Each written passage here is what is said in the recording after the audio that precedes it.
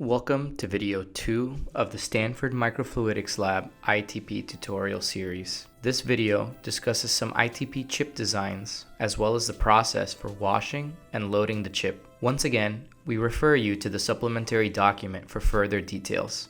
Let's get started.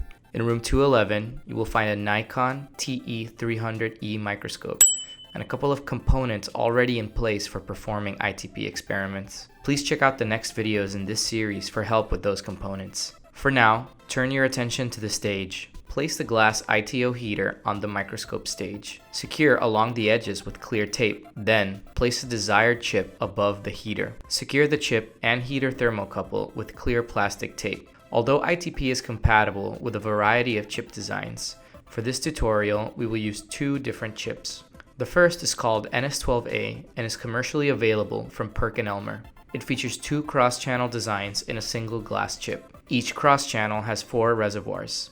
You'll notice that, unlike our group's Jovi video, we obtained NS12A chips without a plastic caddy and instead bonded custom PDMS reservoirs to the surface. The second chip we will show in this tutorial is a custom straight-channel chip fabricated in PDMS and bonded to glass. Let's get back to the chip preparation. Before any experiment, we recommend a 4-step washing procedure as follows. Note that, before we begin, you should prepare about 10 milliliters of these solutions.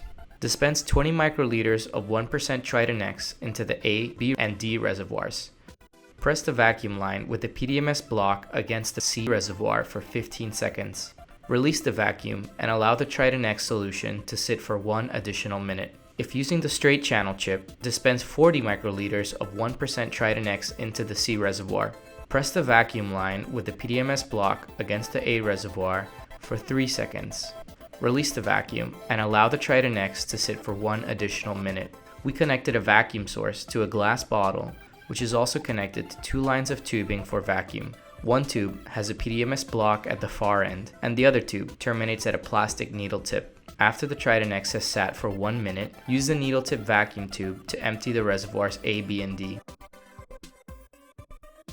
Then, dispense 20 microliters of DI water into the A, B, and D reservoirs. Again, press the vacuum line with the PDMS block against C reservoir for 15 seconds.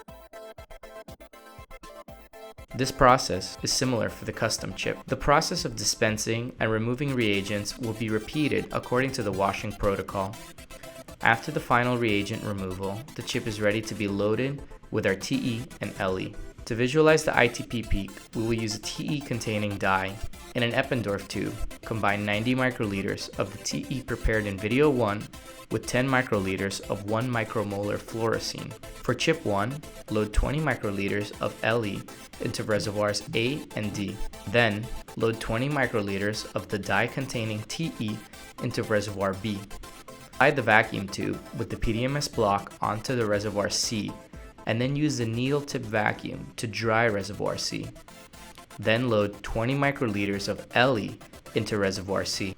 Chip loading is complete. For chip 2, load 40 microliters of LE into reservoir B. Then load 40 microliters of dye containing TE into reservoir A. Connect platinum electrodes to the chip reservoirs B and D for the NS12A chip, or reservoirs A and B for the custom chip. We're done. Proceed to video 3.